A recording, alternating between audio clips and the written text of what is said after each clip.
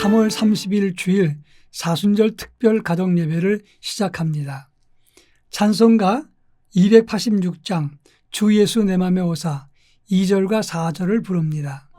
주 예수님 내 맘에 오사 내 소원 다하시고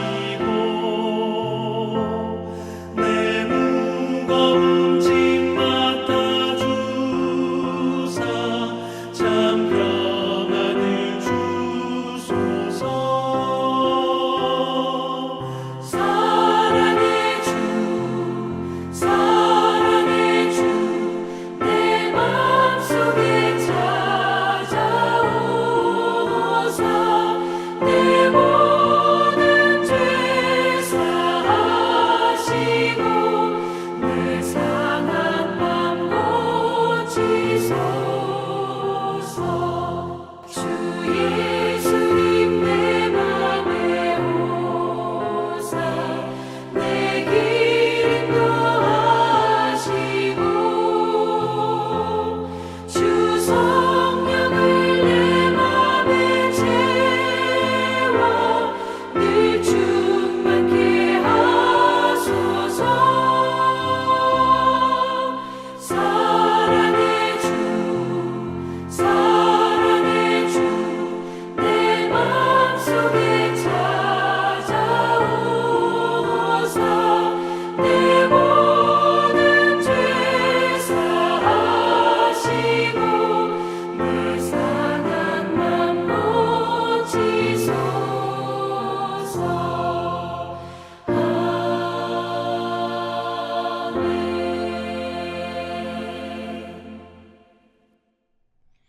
이 시간 우리에게 주시는 하나님 말씀은 고린도후서 5장 17절로 20절 말씀입니다. 제가 하나님 말씀을 봉독하겠습니다. 그런즉 누구든지 그리스도 안에 있으면 새로운 피조물이라. 이전 것은 지나갔으니 보라 새 것이 되었도다. 모든 것이 하나님께로서 났으며 그가 그리스도로 말미암아 우리를 자기와 화목하게 하시고 또 우리에게 화목하게 하는 직분을 주셨으니 곧 하나님께서 그리스도 안에 계시사 세상을 자기와 화목하게 하시며 그들의 죄를 그들에게 돌리지 아니하시고 화목하게 하는 말씀을 우리에게 부탁하셨느니라. 그러므로 우리가 그리스도를 대신하여 사신이 되어 하나님이 우리를 통하여 너희를 권면하시는 것 같이 그리스도를 대신하여 간청하노니 너희는 하나님과 화목하라. 아멘. 어제 시간 가정예배를 드리면서 우리가 믿으면서 속사람이 변하지 않으면 이스라엘 백성들과 같은 사람들이 된다고 했습니다. 이스라엘 백성들은 출애굽을 했지만 속사람이 바뀌지 않았을 때 모세가 보이지 않자 바로 옛 습성과 악한 죄성이 튀어나와서 금송아지를 만들고 하나님을 거역했다고 했습니다. 그런데 이렇게 금송아지를 만들었던 그들은 하나님의 진노로 3,000명이 죽고 모두 버림받을 뻔했습니다. 그만큼 속사람이 변하지 않는 것은 엄청나게 중요한 문제가 되는 것입니다. 오늘 우리가 읽은 본문에서는 너희는 그리스도 예수 안에서 새로운 피조물이 되었으니 이전 것은 지나갔으니 보라 새 것이 되었다. 이렇게 말씀한 것을 다루고 있습니다. 이전 것은 지나갔으니 새 것이 되었다는 말은 그리스도 안에 새롭게 변화되었으면 옛 것을 버리고 새 것, 새로운 모습으로 살아야 된다. 이렇게 강조하는 것입니다. 어떤 고아원에 살던 아이가 잃어버렸던 그 부모를 만났습니다. 부모는 아이를 잃어버리고 전국을 다 돌아다니면서 아이를 찾으려고 애를 썼습니다. 그러다가 어느 날 어떤 고아원에서 아이를 찾게 된 것입니다. 이 부모는 여유가 있던 분이라서 이 아이를 집에 데려다 놓고 그리고 맛있는 것을 충분히 주었습니다. 그런데 어느 날 보니까 이 아이의 서랍이나 옷 속에서 맛있는 음식이나 과자나 그런 것들이 많이 나온 것입니다. 왜 음식이 없는 것도 아닌데 이런 것들을 숨겨두었느냐 물었더니 아이는 말하지 않았습니다. 얼마든지 있으니까 아무 염려하지 말고 그냥 먹고 싶을 때 먹어라 했습니다. 근데 또 그 다음날도 보니까 서랍에다가 주머니에다 음식을 넣었습니다. 그것은 왜 그랬냐면 고아원에 있을 때 충분히 먹지 못하면 자기만 손해보니까 얼른 가져다가 숨겨둔 것이 습관이 되었던 것입니다. 그렇습니다. 부모는 아무리 여러 번 그럴 필요가 없다고 해도 한 번 붙은 습관이 잘 없어지지 않았기 때문에 그런 일이 생긴 것입니다. 사람의 속사람의 변화는 가르치고 노력한다고 되는 게 아닙니다. 마찬가지로 우리가 성령 안에 있을 때 새로운 변화의 삶을 가지게 되는 것이다. 그런 말씀입니다. 오늘 본문의 의미가 무엇인가를 함께 살펴보겠습니다. 먼저 17절 말씀처럼 그리스도 안에 있는 성도는 예수 안에서 새로운 피조물로 살아야 된다. 이렇게 말씀하고 있습니다. 예수 믿고 거듭나서 교회에서 일꾼으로 하나님의 일을 하면서 사는 경우가 많습니다.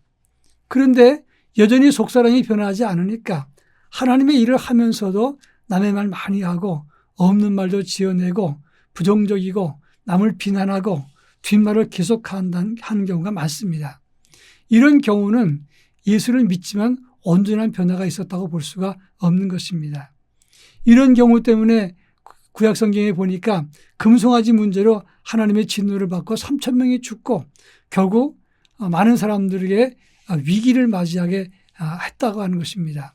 그런 차원에서 우리 믿는 성도는 이렇게 믿으면서도 이중적인 생활하는 것 결코 복이 되지 않는다는 사실을 알아야 하는 것입니다.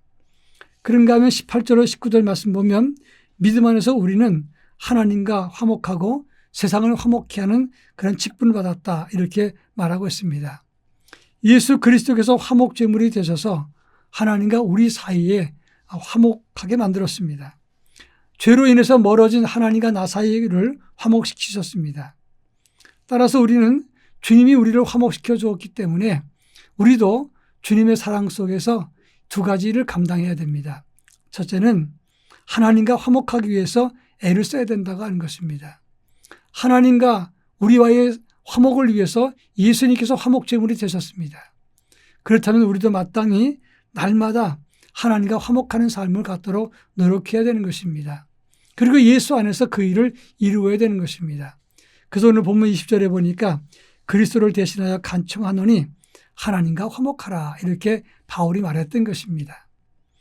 예수님이 죽어서 화목제물이 되셔서 하나님과 우리 사이에 다리가 되시고 화목하게 했으면 우리도 역시 화목한 삶을 살아야 되는데 첫째는 하나님과 화목하는 삶을 가는 것이고 두 번째로는 우리가 하나님이 가장 싫어하는 죄와 더불어 멀어져 있던 우리 인생들이 서로 교제하면서 하나님과 가까이 가도록 노력하는 삶입니다.